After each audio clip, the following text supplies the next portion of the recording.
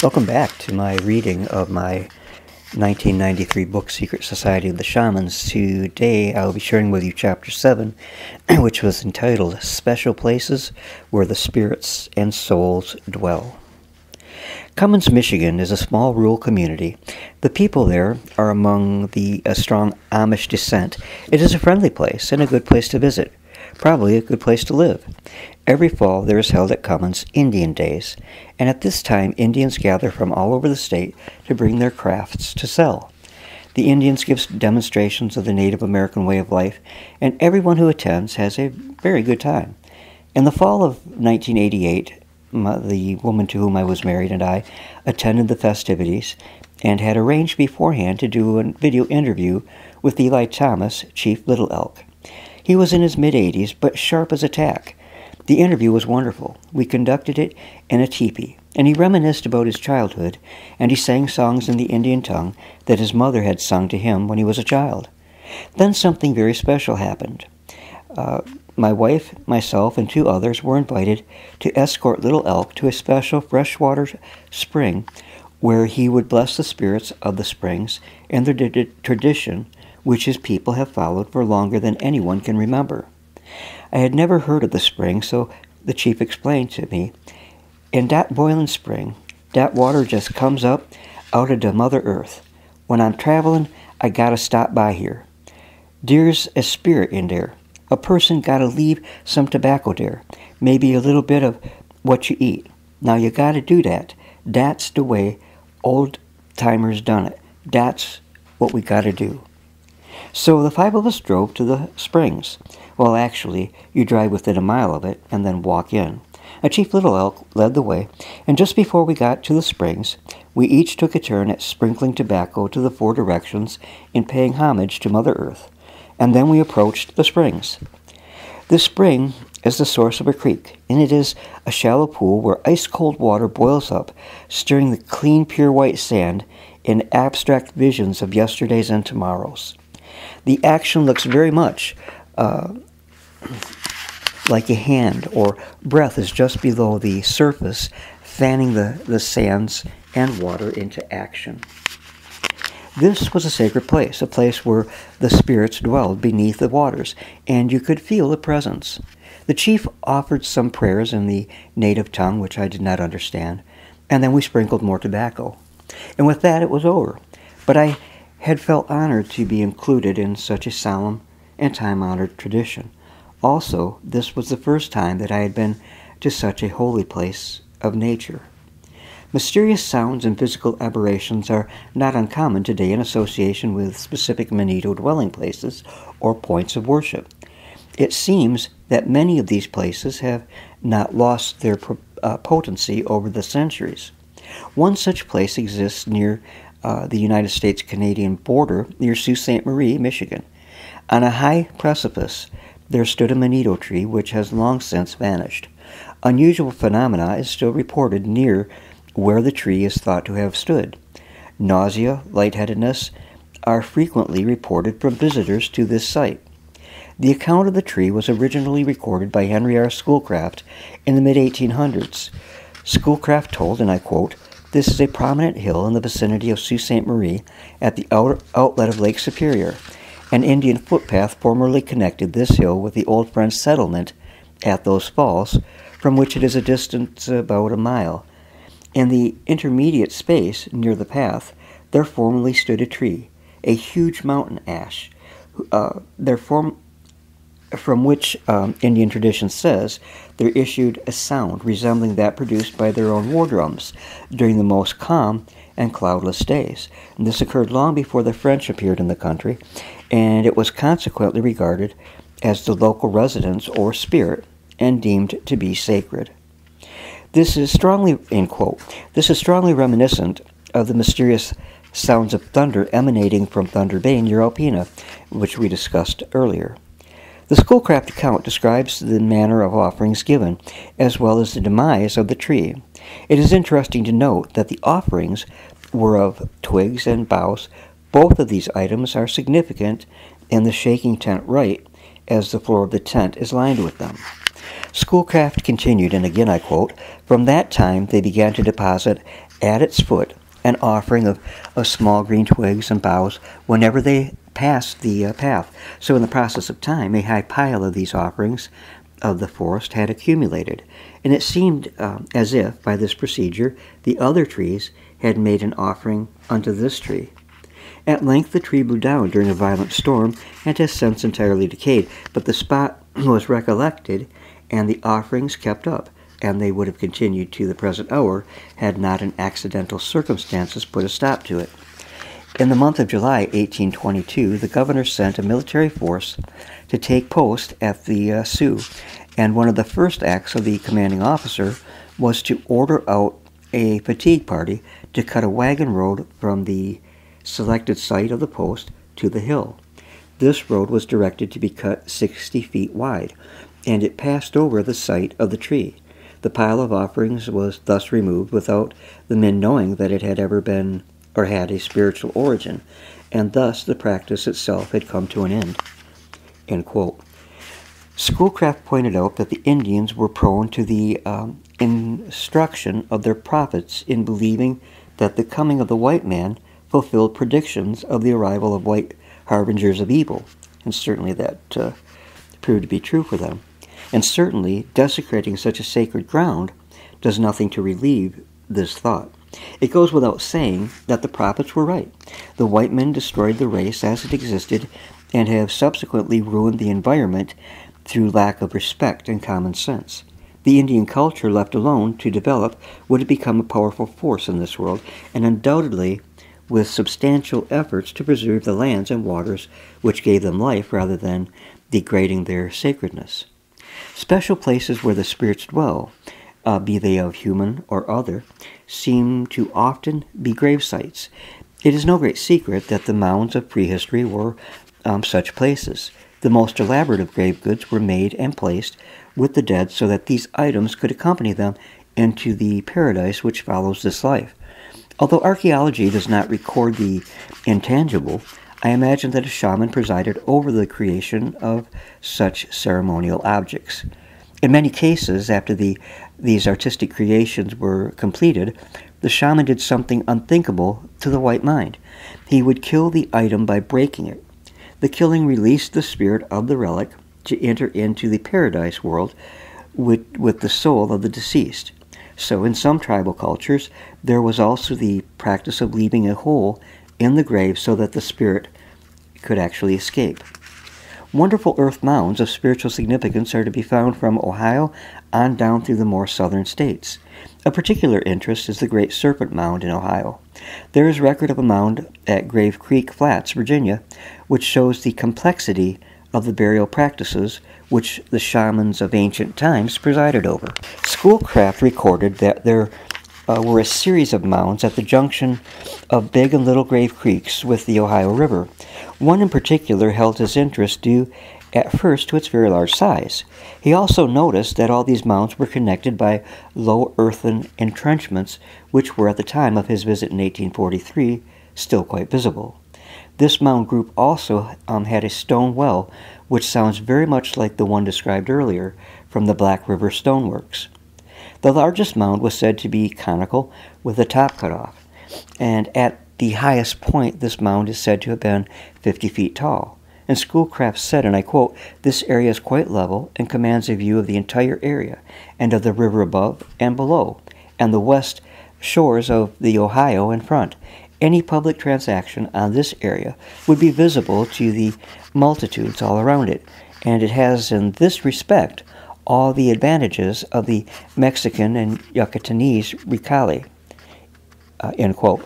That Schoolcraft, a well-traveled man who had seen many sites of prehistoric America, should compare this design to the structures of the Yucatan in Mexico is quite interesting. These were the great ceremonial centers where shamanism reached its highest degree of perfection in the ancient world. Something unusual has occurred with these mounds of the woodlands and the southeast. Oftentimes, stones inscribed with alphabets from other portions of the world have turned up. Professional archaeology has in modern times tried to debunk them rather than rewrite the history books, but they were accepted by the forefathers of modern archaeology. Schoolcraft described just such an unusual stone as having come from the mounds at Grave Creek Flats, and he explained, and again I quote, "The most interesting object of antiquarian inquiry is a small flat stone incised with antique alphabetic characters which was disclosed on the excavation of the large mound. These characters are in the ancient Celtic tradition of 16 right and acute angled single strokes, and which the parent of modern runic as well as the bardic," end quote. One cannot discount that ancient European cultures visited the shores inhabited by the American Indians, and that either their practices influenced the shamanistic rites of the Indians, or the other way around. We will discuss some other alphabetically inscribed stones later in this chapter, but for now, let's return to the mound. In 1843, Mr. Schoolcraft penned an atmospheric description of this mound, and as you read it, imagine, if you will, the great ceremony which must have surrounded every aspect of its creation. The great mound at these flats was opened as a place of public resort about four years ago. For this purpose, a horizontal gallery to its center was dug and bricked up and provided with a door. The center of the mound was a rotunda of about 25 feet diameter, and a shaft sunk from the top to intersect it. It was in these excavations that the skeletons and accompanying relics and ornaments were found. All these articles are arranged in the rotunda for exhibition. The chamber is lit by candles. The lowermost skeleton is almost entire and in a good state of preservation, and it is put up by wires on the walls. It measures over 6 feet tall. The skeletons in the upper vault, where the stone was found, are nearly all destroyed. It is a damp and gloomy repository, and exhibits in the roof and walls of the rotunda one of the most extraordinary sepulchral displays which the world affords. On casting the eye up to the ceiling and the heads of the pillars supporting it, it is found to be encrusted with, or rather festooned with, a white, soft, flaky mass of matter which had exuded from the mound above. This apparently animal exudation is as white as snow.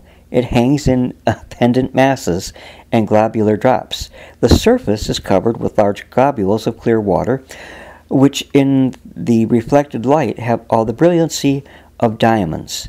These drops of water trickle to the door, and occasionally the exuded white matter falls.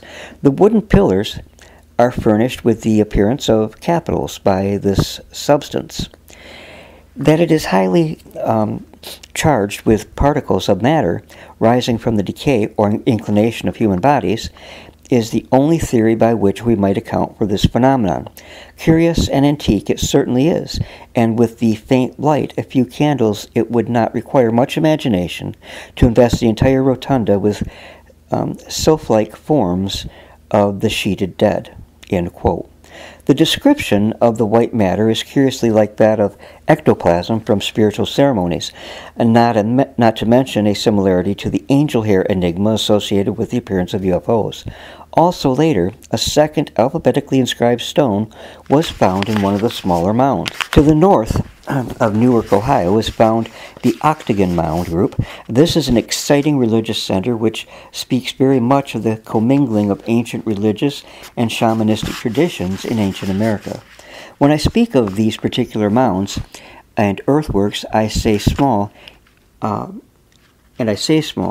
even these are large.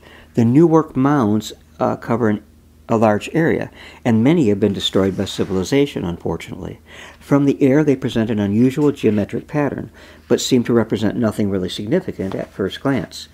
Dr. Arnold Murray looked at these mounds and entrenchments from the air, and with his expertise discovered that this mound system tells the story of the life cycle on a grand scale.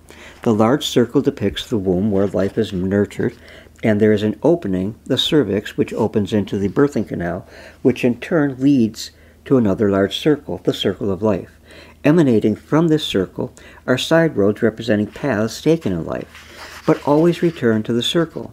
Now, off the birth canal is another path, the path of souls, which leads to the great octagon mound thought to represent paradise. In these two mounds were found stones that were highly shaped and which were inscribed with ancient Hebrew. One stone has not yet been translated, but the more ornate of the two has on it the Ten Commandments of Moses. If Dr. Murray is correct in his interpretation of the site, then perhaps the next place we should look at is paradise. For to the Indians, indeed, to most cultures of the world, it is as real as any place that we can feel or touch.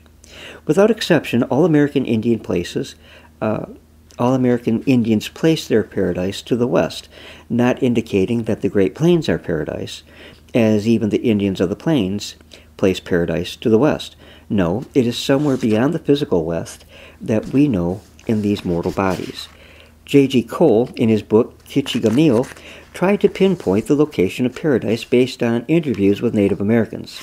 He states, and I quote, "They place their paradise far beyond the parism, as they say, at the end of the world, and that their imagination seeks to find it in following the brilliant course of the sun and planets. I fancy the whole idea has an astronomical origin, if I may be permitted to use the term, and this view is supported by the Indians calling the Milky Way the path of the dead, or the path of souls. Among the Ojibways, the Milky Way is called Jipikana, which word has that meaning. They would scarcely place their path of soul so high if they merely wished their dead to reach the prairies, or if they did not rather wish them to hurry after the setting sun." End quote. Of the path of souls which leads to paradise, I have learned that it is a straight path with side roads. There is a great strawberry that lay in the path, a river which must be crossed, and a great snake which lay before the entrance. It is said that the Great Spirit has planted his law on earth, and that, like a tree, it grows straight upward. There is a strong similarity here with the midday symbolic use of the tree of life. Many get onto the side paths, but when man dies, they all go down the path of souls. So it seems to me that entrance into paradise does not depend on how good or bad you might have been during life, but rather on what you can overcome on your journey down the path of souls. For example, the Indians of the eastern woodlands believe that laying next to this path is a great strawberry which looks sweet, luscious, and tempting. A dark man, cloaked in shadows, stands by this object of desire and invites all who pass by to partake of it. To fall into temptation and eat of this fruit is to have your soul lost for all time to come. Where this lost soul goes, though, is somewhat confusing, for I can find no concept of a hell-like place in the Eastern mythology. For those who overcome the temptation, their journey towards paradise continues without obstruction. This is until they are almost there. This sojourn of the soul is said to require 3 to 4 days. As paradise comes into sight, there also comes one last obstacle. This is in the form of a mysterious river. This river has no bridge, and some tribes say it is not a river at all, but rather a large twisting serpent or snake. An unnamed Indian elder explained further in the book Kichigami. He said, and I quote, "Over the river is something which looks like a great tree stump laying across it. Its roots are firmly fastened on the opposite shore. On this side it raises its head, but it does not quite reach to the land. This is a small gap over which souls must hop. The log, too, is constantly shaking. Most of the souls spring across, balancing themselves properly, and save themselves. Those, however, that jump short or slip off the bridge fall into the water and are converted to toads or fishes. Hence, it is not good when the deceased are bound to a board, for otherwise they might move freely and perchance save themselves by swimming. If fastened to a board, they can easily be carried down with the stream. Little children, too, fare very badly here because they are not good jumpers, and so they perish in great numbers at the bridge. Hence, our mothers can never be consoled when their children die before the time when they could help themselves along the road to paradise." End quote. Paradise is a place that was not originally conceived by the Great Spirit. It was his wish that man would be happy and contented on earth. But the evil spirit, who we took a look at earlier, brought wickedness, sickness, death, and all manner of ills upon man. Manabazu, the spiritual guardian of man, was called upon by the Great Spirit to create paradise for man in the far west. Manabazu is said to have created a very beautiful place, a spiritual reflection of earth. Manabazu himself is also said to greet those who arrive successfully. In the Bible of Christianity, cherubs with flaming swords stood at the entrance of Eden, barring Adam and Eve from re-entering after their fall. In the North American Indian mysticism, souls are barred from leaving paradise. An enormous dog is said to lie across the path. He allows everyone traveling to the west to make their trip without interference. No one is allowed to travel eastward back to the land of the living. But there are those who somehow appeased the dog and did indeed return to the land of the living to tell of what life in the after or eternal state was like. One of the finest accounts was preserved again by Henry R. Schoolcraft. His 1851 book, History of the Indians, is filled with rare items far surpassing gemstones in their delightful reflective quality. These gems, however, give us a very true insight into the American Indian life and tradition. In a story called The White Stone Canoe, we find the account of a young brave's journey to paradise. The story, as Schoolcraft recorded it, says, and I quote, "There was once a very beautiful young girl who died suddenly on the day she was to have been married to a handsome young man. He was also brave, but his heart was not proof against his loss. From the hour she was buried, there was no more joy or peace for him. He went often to visit the spot where the woman had been buried, and sat musing there. When it was thought by some of his friends he would have done better to try to amuse himself in the chase, or by diverting his thoughts in the warpath. But war and hunting had both lost their charms for him. His heart was already dead within him, and he pushed aside both his war club and his bow and arrow. Now this young man was determined to find the path of the souls," end quote, and find the soul of his lost love. And I wonder why the concept of suicide had not occurred to him, but honorably he was to find a different way to or down that path. To continue with the Schoolcraft account, I quote, "At length he spied a path, and it led him through a grove, then up a long and elevated ridge, on the very top of which he came to a lodge. And at the door stood an old man with white hair, whose eyes, though deeply sunk, had a fiery brilliance, and he had a long robe of skins thrown loosely around his shoulders, and a staff in his hand. It was Chibiabos. The young Chippewa began to tell his story, but the venerable chief arrested him before he proceeded to speak 10 words. "I have expected you," he replied, "and had just risen to bid you welcome to my abode. She whom you seek passed here but a few days since, and being fatigued with her journey, rested here herself. Enter my lodge, and be seated, and then I will satisfy your inquiries and give you directions for your journey from this point." And having done this, they both issued forth to the lodge door. "You see yonder gulf," he said, "and the wide-stretching blue plains beyond. It is the land of souls. You stand upon its borders, and my lodge is the gate of entrance, but you cannot take your body along. Leave it here with you, your bow and arrows too, your bundle and your dog. You will find them safe of your return." End quote. In this account, there's quite a discrepancy as to what the entrance to paradise is like. But again, we continue with Schoolcraft's account of this. "So saying, he re-entered the lodge, and the freed traveler bounded forward, as if his feet had suddenly been endowed with the power of wings. All things retained their natural color and shape. The woods and leaves and streams and lakes were only more bright and comely than he had ever witnessed them before. Animals abounded across his path with a freedom and confidence which seemed to tell them there was no bloodshed here. Birds of beautiful plumage inhabited the groves and sported in the waters. There was but one thing in which he saw a very unusual effect. He noticed that his passage was not stopped by trees or other objects. He appeared to walk directly through them.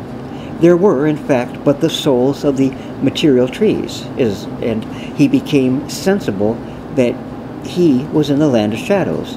And when he had traveled half a day's journey through a country which was continually becoming more attractive, he came to the banks of a broad lake, and in the center of which was a large and beautiful island. Now he found a canoe of shining white stone tied to the shore. He was now sure that he had come to the right path, for the aged man had told him of this.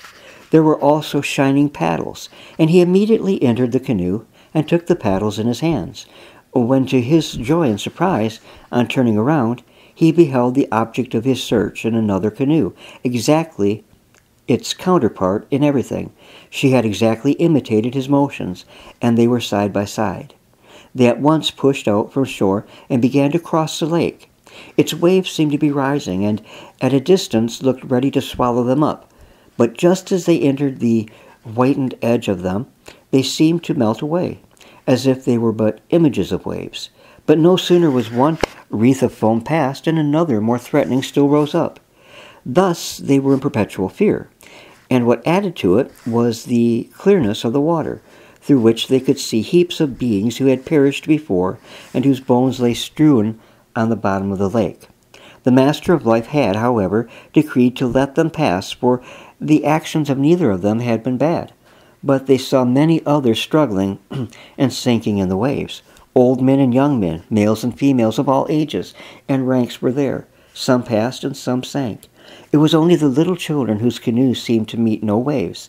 At length every difficulty was gone, as in a moment, and they both leaped out on the happy island. They felt that the very air was food. It strengthened and nourished them. They wandered together over the blissful fields, where everything was formed to please the eye and the ear. There were no tempests, there was no ice, no chilly winds. No one shivered for the want of warm clothes. No one suffered for hunger. No one mourned the dead. They saw no graves. They heard no wars. There was no hunting of animals, for the air itself was their food.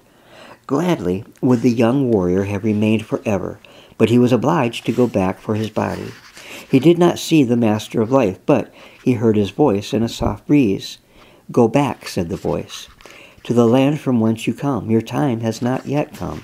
The duties for which I made you, and which you are to perform, are not yet finished. Return to your people, and accomplish the duties of a good man. You will be the ruler of your tribe for many days. The rules you must observe will be told you by a messenger who keeps the gate. When he surrenders back your body, he will tell you what to do. Listen to him, and you shall afterwards rejoin the spirit, which you must now leave behind. She is accepted, and will ever be here, as young and as happy as she was when I first called her from the land of the snows." End quote. Accounts of the place called Paradise and Path of Souls, which leads there vary considerably from tribe to tribe.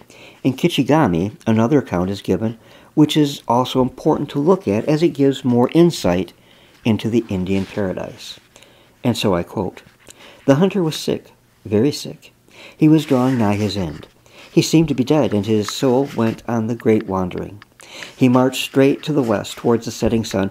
At first he had to make his way through an extraordinary quantity of forest, scrub, and wilderness. There was no path there, and at length he found a trail and narrow path. These little paths came from every quarter. There were very many of them, the paths of all the dead souls from all the tribes and villages of the Indians, which at length formed into one great broad trail. Then he began to march along rapidly. Shortly before, his cousin and friend had died, and he hoped to catch up to him. He knew that his cousin had taken with him neither gun nor cooking kettles. He himself, however, had 2 guns and 2 kettles with him, and would gladly divide them with his cousin, so hence he hurried on. At length he arrived at the great strawberry, and near it stood a person wrapped up in the black plumage of a raven, and the raven spoke to him. 'Whither art thou going?' And he replied, 'To the end of my path.' 'Thou art tired, stay a little while.' 'I will not.' 'Thou art hungry, taste this, take of it.'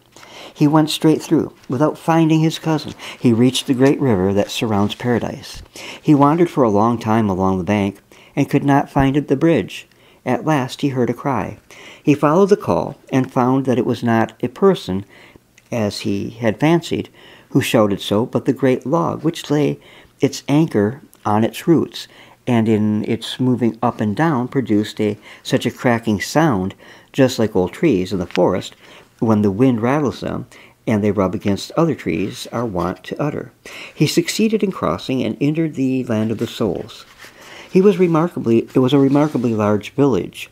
Long ways and broad ways, as far as the eye could see, huts and tents were erected closely together on the meadows and along the river. The end of the village could not be seen. A long distance off, the murmur of the songs and the noise of the countless drums that were beaten could be heard. On all sides were sports and amusements going on.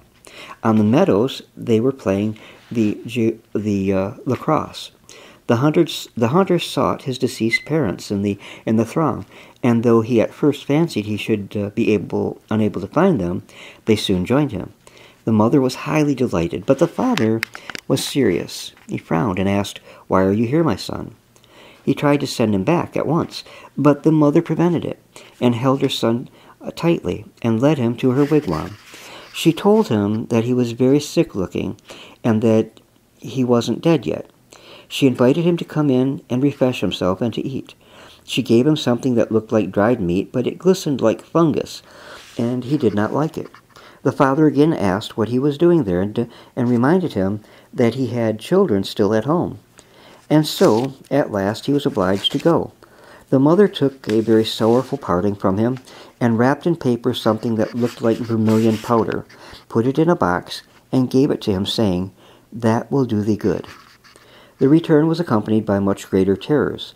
When he came to the river, he found its waters foaming and dashing as if in a storm. The banks were covered with many fragments of wood. These were the remains of many shipwrecked and broken children's cradles, which he had noticed on his arrival. He noticed a hissing and rattling as if of serpents, and that of the log which converted into a mighty serpent. It writhed and crusted so that he began to feel rather frightened. Still, he must go on across, as his father had said, and return to the little ones. Hence, he sprang forward and reached the opposite bank with great difficulty and trouble. When he arrived at the strawberry, that was also changed. What seemed to him before a pink strawberry was now a red-hot mass, and by its side no longer stood a friendly, inviting bird, but a great, savage man who swung a heavy hammer in his hands and menaced him.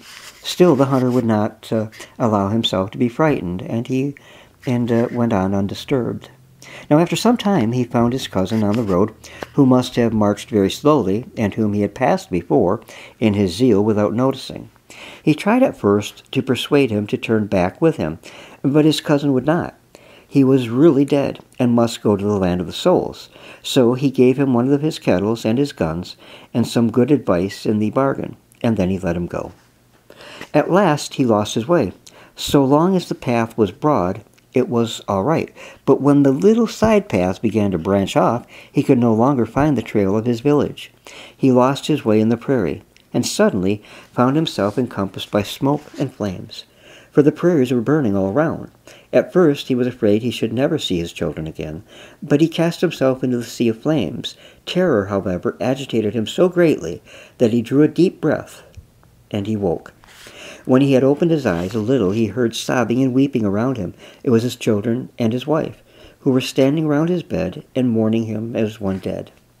"I have been in the land of souls. I have seen my mother, but have returned to you," he said, to console them, and then straightway remembering the charm that his mother gave him, he begged his wife to feel if there was not something in his bag, and he was too weak to do so himself. And the squaw produced a small birch box, and in it she found a piece of paper in which was wrapped a pretty little blood sponge. He kept this receipt by him, ate some of it, and then lived for a long time with his squaw and children. Thus are a few of the places where the spirits and souls dwell. There are, of course, many more, but these will have to wait for another time. And that ends Chapter 7. I want to say that in quoting these old records, that the term squaw is used to reference an Indian woman. It is an offensive term to them, and I apologize, but it is what was used in these documents, and I decided not to change the wording of the documents, but no offense at all is intended to the Native American Indian female in having used these terms. I want to thank you for stopping by tonight. You probably heard in the background my best little buddy Charlie, my black Burmese cat, who was determined to get his sweet little voice on this recording too. And he did in a few places, but rather than redo the recording, I thought it'd be just kind of cool to let it be, since he was so diligent at trying to get his voice on the recording. Well, that's it. I hope you enjoyed. If you did, please give me a thumbs up and subscribe so you don't miss out on Chapter 8, which will be coming up very soon. God bless you all, and have a very good night.